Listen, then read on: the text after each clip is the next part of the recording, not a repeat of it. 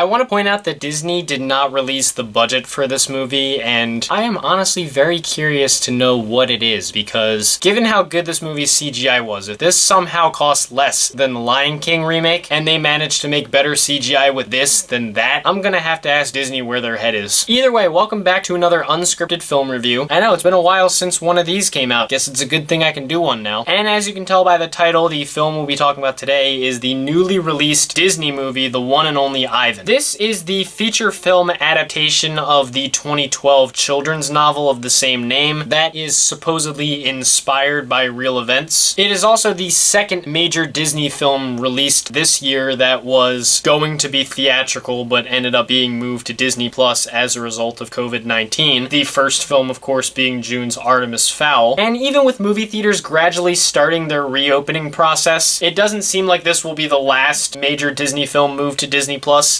as in light of the $5 billion operating loss that Disney posted earlier this year. They recently announced that the live-action Mulan remake, as well as Marvel's Black Widow, will both be released on Disney Plus with an additional upcharge to mitigate some of those losses from the numerous delays. Which, no, I'm not totally happy about, but given that the upcharge is basically the price of buying a ticket, and given how much money Disney lost, if nothing else, I understand it. And honestly, going into this, I wasn't totally sure what to expect, because for starters, I'm not totally in love with a lot of Disney's live-action output, of course outside of the Marvel stuff, which isn't even really theirs. And the last time I looked at a live-action Disney movie on this channel was Artemis Fowl, which was one of the biggest train wrecks of a movie that I've ever seen. But morbid curiosity got the best of me with this one, especially because there haven't been a ton of new films to watch thanks to COVID, and I figured that even with Artemis Fowl being absolutely terrible, Disney pretty much had nowhere to go but up from that movie. I felt like almost nothing they could put out would get any worse, and even if this movie didn't land, it would at least kind of hop over the bar. So I decided to give it a shot, and it honestly threw me for a bit of a curve. I didn't anticipate that I would enjoy this as much as I did. Director Theas Sharrock and the pretty big cast of this movie did a really good job with it. For a basic rundown of the story, this movie centers around Ivan, who's basically a silverback gorilla living in an enclosure in a mall with his human owner Mac, where he performs alongside a number of other animals in something of a circus. It's a pretty big hit, but eventually the mall starts to lose business and Mac has to find ways to keep it afloat, which he initially finds when a new baby elephant named Ruby comes in. Something Ivan is not exactly happy about because she's kind of stealing his thunder, but when Stella, the current elephant living in the enclosure, becomes sick and cannot perform, Ivan is able to encourage Ruby and things start to go well until he makes a big promise to Stella to look after Ruby and make sure that she is freed from the enclosure, which leaves Ivan in a conflicting situation. Is it more important that he helps the show and continues to get fame and bring it back to what it once was? And can he continue to do that while ensuring his promise to Stella and freeing Ruby? Story-wise, I do think this is the kind of thing that can be a little bit predictable, and there are some moments that are easily predictable in the movie. It does follow a number of the tropes of similar inspirational movies like it, and while it's a very sweet movie, I do think it tries to take on a few dark themes but might do it a little bit more clumsily, and therefore there are some emotional stakes in the movie that don't feel like they're as fully developed as they could be. But even for its predictability and even for its flaws, I think the story here is pretty compelling. One thing I can appreciate is that there are a number of scenes in this movie that do a good job of connecting emotionally and getting their points across without overloading on dialogue. Yes, there is some expository dialogue, but it's not over the top. And I think that what I can commend this movie on the most is just how charming the characters are. The animals themselves are so funny and so enjoyable. You just find yourself rooting for them. And even if the story can be predictable and you kind of know where it's going, you want to see it get there because you want to see these animals end up in good places and be happy. Some of the characters can feel complex, like Mac, the owner of the mall, played by Bryan Cranston, who does a really good job with the role. I think that there are points where he is supposed to ham it up and he does that well, but he also is very serious, and the way that he can basically flip the two styles is really good. And while the humans weren't the best part of the movie, I did think they were good. I especially like Julia, the young girl that speaks a lot to the animals and can kind of understand them. She's played by Ariana Greenblatt, who again brings this sweet charm to the character and actually does a good job. Ivan is also pretty great. I think he's a character that all throughout feels very sympathetic. There was not a moment in the movie where I wasn't rooting for him, and I think Sam Rockwell does a good job with the character. Ruby, the super sweet baby elephant, is played by young young Brooklyn Prince, who I've been saying is an actress that's well beyond her years, and I think that she does a great job in this role. Again, she brings the character's sweet charm to life and makes her a joy to watch. Also, a big highlight for me was Bob, the stray dog that lives with Ivan, who's played by Danny DeVito, and he's absolutely hilarious. Seeing this puppy dog and hearing Danny DeVito's voice come out is already really funny to me, and I loved his dialogue too. Even though Ivan, Ruby, and to a lesser extent Bob are pretty much the most important of the animals here, the other ones do have their time to shine too, and the actors who portray them do a very good job. There's the sweet elephant Stella, played by Angelina Jolie, the rather nice poodle Snickers, played by Helen Mirren, the funny chicken Henrietta, played by the legendary Shaka Khan, the fire truck driving white rabbit Murphy, played by Ron Funches, the chuckle-worthy parrot Thelma, played by Philippa Sue, and the likable Frankie the Seal, played by Mike White. All the characters in this movie were a joy to watch. As I said, they're fun, charming, funny, sympathetic, pretty much everything you could want from good characterization. I also think the movie managed to be emotional without feeling too cheesy. Again, that owes a lot to how great the characters are, but it's a movie where you genuinely feel for what's going on. And even though it tackles a very complex ideology in terms of animals, the whole thing about, is it better to run wild but have to rely on your wits to not die, or be safe in a cage but basically only exist to entertain humans, I think the movie does it really well, and even for a kids movie gives some good things to think about in that regard. And as I said at the beginning, I think the CGI that's used throughout this movie to animate the characters is actually really good. I mentioned the live action Lion King at the beginning, and just to give a comparison, one of my big problems with that movie's animation is that the characters felt that they didn't have expressions. But this movie, I think the characters feel far more expressionate, and it's to the movie's benefit. There is a particular scene where Ivan is trying to convince himself that he's still the star and he can still turn the show around. And it was this weird thing where I watched it and kind of felt to myself like, man, you can see the pain on his face. I know that's not like an earth-shattering thing. I'm sure there are plenty of movies with CGI characters that are like that, but again, it feels good to see that. The characters look realistic, but also are expressionate and animated enough that they're fun. There have been plenty of talking animal movies that have been undone because the CGI on their animals look terrible, but this is a case where that's not happening. The CGI looks great, the animals look very good, and they're all a joy to watch. Overall, as I said, the one and only Ivan was a pretty surprising movie that I really enjoyed. Yes, it's a bit predictable. Yes, there are points where you kind of wonder if more could have been done in terms of emotional stakes, but this movie succeeds in terms of its visual charm, the humor and heart, and of course, the extremely lovable characters. As far as Disney live-action movies go, this was a pretty good one. And even if it's not like the greatest thing I've ever seen, it's definitely a very memorable film that is good for kids and adults. Kids will probably get a good laugh and cheer for the animals, and adults will probably do the same. If you have Disney Plus, I definitely recommend you guys give it a look, and hopefully you guys enjoyed as much as I did. Overall, on my rating scale, I'm gonna say that the one and only Ivan is gonna get a good rating from me. It's a shame this movie didn't get to have its theatrical release, because I can imagine this being a pretty fun movie to watch in theaters, but regardless, it was a pleasant surprise. I enjoyed myself with it, and I'm sure you guys will too. But that's just my opinion on this movie. What did you guys think about it? Did you enjoy it as much as I did? Maybe even more? Did it leave you disappointed? Were you indifferent to it? Whatever your thoughts were, leave them down in the comment section. Let's keep this civil and have some fun as we like to do. If you guys want to hit like and subscribe, thank you. If not, it's no big deal. I totally understand. In terms of what's next, it seems like theaters are slowly starting to reopen, so that means more films are probably coming soon. As it is, I'm not sure exactly what I'll be seeing because I don't know what release schedules are gonna look like. I hear New Mutants is coming out next week, and I might give that a look. Maybe if the upcharge isn't too much, I'll check out the Mulan remake. I'm sure I'll definitely give Black Widow a look. Hopefully film reviews will be back a little more consistently soon. Not the most consistently because movie theater tickets are still expensive, so probably won't be able to go every single week, but hopefully I'll be able to do a few more of them, so stay tuned. But until next time, thank you guys for watching. I hope you enjoyed, and I will see you in the next video.